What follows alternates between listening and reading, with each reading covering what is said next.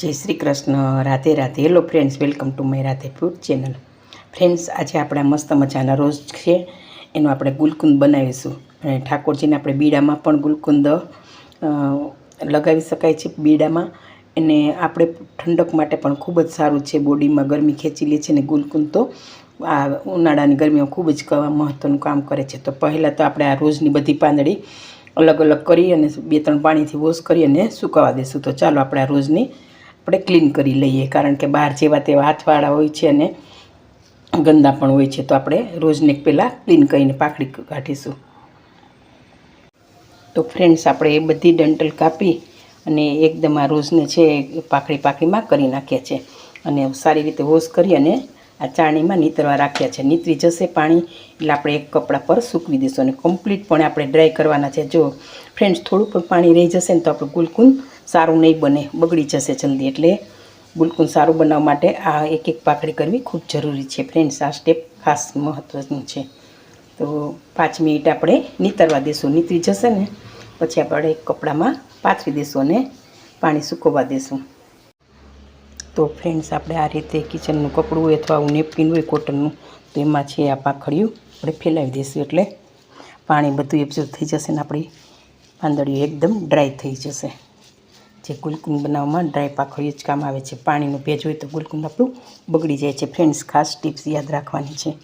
જેટલી ડ્રાય હશે એટલું આપણું કામ ઇઝી થઈ પડશે ને સરસ મજાનું ઠાકોરજીને ભોગ ધરી શકાય એવું મજાનું ગુલકુંદ તૈયાર થશે. તો આ રીતના ફ્રેન્ડ્સ આપણે કપડા પર નેપકિન પર આપણે પાંદડી ફેલાવી દઈશું અને ડ્રાય થવા દઈશું. તો ફ્રેન્ડ્સ, અહીં આપણી આ ગુલાબની બધી જ પાંદડી છે સરસ એક મજાની ડ્રાય થઈ ગઈ છે. પાણીનું કમ્પ્લીટ પણ એબ્ઝોર્બ થઈ ગયું છે. અને હવે આ પાંદડીને આપણે આગળની પ્રોસેસ કરશું. એકદમ વાવલી કહેવાય ને કે જરા પર પાણી વાવલી લેવી થઈ ગઈ છે એટલે એકદમ સરસ ડ્રાય થઈ ગઈ છે. હવે આગળની પ્રોસેસ આપણે ગુલકુંદ માટે કરીએ. ફ્રેન્ડ્સ, આ બારીક પાંદડીને બારીક કરવા માટે કોઈ ચોપરનો ઉપયોગ કરે છે, કોઈ મિક્સરની જારમાં કરે છે અને કોઈ ચાકાથી સુધારીને કરે છે. પરંતુ જો આપણે મિક્સરમાં કરીએ તો બધો રસ નીકળી જાય છે ને જે માં ઠંડકપણાની જે મુખ્ય તત્વો હોય છે કુલિંગ જતું રહે છે અને આપણને જોઈએ તેટલું ગુલકુંદ છે એટલું અસર કરતું નથી. એટલે આપણે આ ચોપરમાં પાંદડી નાખીશું અને ચોપરથી આપણે બારીક પીસ કરીશું, નાના નાના પીસ થશે. તો આ રીતે ફ્રેન્ડ્સ આપણે ચોપર પાંદડીથી ભરી દઈશું એટલે સરસ મજાનું આપણું પાંદડી છે નાના નાના પીસમાં રેડી થઈ જાય. આ રીતે આપણે ચોપર ભરાઈ ગઈ છે અને હવે આપણે કેપ ઢાંકીશું.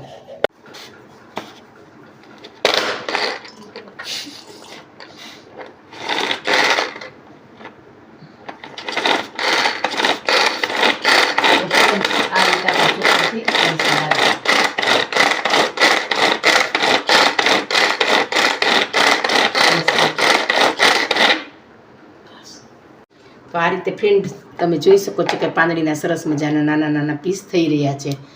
બધા જ આપણે આવી રીતના પાંદડીને નાના નાના પીસમાં કરી નાખશું. હવે આ બચેલી પાંદડીને પણ કરી નાખશું આ ટાઈપની. ફ્રેન્ડ્સ, આ પાંદડી તમે જોઈ શકો છો આટલી મોટી તેના ચોપરથી બારીક થઈ ગઈ છે.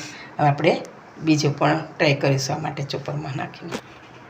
તો ફ્રેન્ડ્સ, અહીં કમ્પ્લીટ પણ આપણી પાંદડી છે બારીક થઈ ગઈ છે. હવે આપણે આમાં દળેલી ખાંડ છે એડ કરીશું અને શેક સારી રીતે કરીશું. તો ફ્રેન્ડ્સ, અહીં આપણી આ બારીક પાંદડી તૈયાર છે અને આ દળેલી ખાંડ લીધેલી છે. હવે આમાં એડ કરીશું અને સારી રીતે શેક કરીશું.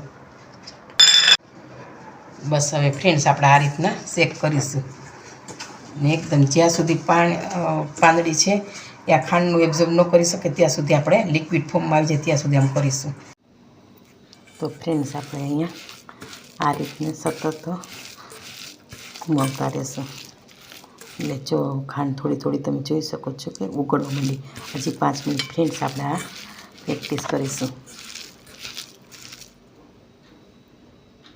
તો ફ્રેન્ડ્સ, આ રીતે આપણે જોશું તો આપણી બધી ખાંડ છે આ પાખડી એબ્ઝોર્બ થઈ ગઈ છે અને આ રીતના સ્ટ્રક્ચર જોવા મળશે. હવે આપણે હજી થોડુંક 2 મિનિટ હલાવી અને આપણે એકદમ બારીક કરીશું. જેટલું બારીક હશે એમ ચાસણી વહેલી આવશે અને તડકે સરસ મજાનું આપણું ગુલકુંદ રેડી થઈ જશે. અને તડકે 2-3 દિવસ રાખશું એટલે ફ્રેન્ડ્સ કાળું થઈ જશે. તો સતત 10 મિનિટ આ પ્રોસેસ કરવાથી ફ્રેન્ડ્સ આ ટાઈપની આપણી પત્તી બધી બારીક થઈ જશે. હવે આપણે કાચની એક બોટલ લીધી છે, એમાં આપણે ભરીશું. તો ફ્રેન્ડ, હાથથી મેસા પછી આ ટાઈપનું સ્ટ્રક્ચર આપણું જોવા મળે છે. હવે આપણે 1 મિનિટ આપણે આ રીતના સ્પૂનથી શેક કરીશું. એટલે જો વચ્ચે થોડી ખાંડ હોય, કદાચ ભૂકો કે ખાંડનો રહી ગયું હોય તો આપણે એમાં પીગળી જશે. બસ, તો આ ટાઈપનું થઈ ગયું. અને હવે આપણે આવા બોટલમાં ભરીને તડકે 3-4 દિવસ મૂકીશું.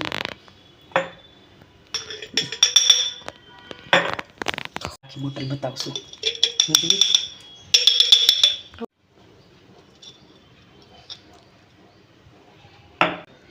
ફ્રેન્ડ્સ, આ રીતે આપણે બોટલમાં બધું જ આ મિક્સર છે ભરી દીધું છે. અને હવે તડકે બોટલને કે મૂકીશું આ બોટલને. એટલે આપણે 2-3 દિવસમાં સર આપણું ચાસણી આવી જશે અને થોડી પાંદડી છે કાળી પડી જશે.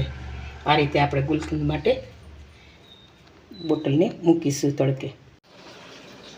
તો ફ્રેન્ડ, અહીં આપણું ગુલકંદ રેડી છે અને મધ નાખેલું હોવાથી થોડું લચકાવાળું પણ બન્યું છે. એટલે સરસ મજાનું છે. હવે આપણે ખોલીને જોઈશું અને ચેક કરીશું.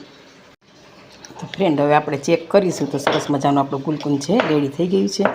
અને આમાં ચાસણી પણ આવી જાય છે. 1 ચમચી આપણે મધ એડ કરી છે ને, એટલે આમાં ચાસણી પણ આવી જાય છે. ફ્રેન્ડ્સ, થોડું બતાવું કે આ ટાઈપ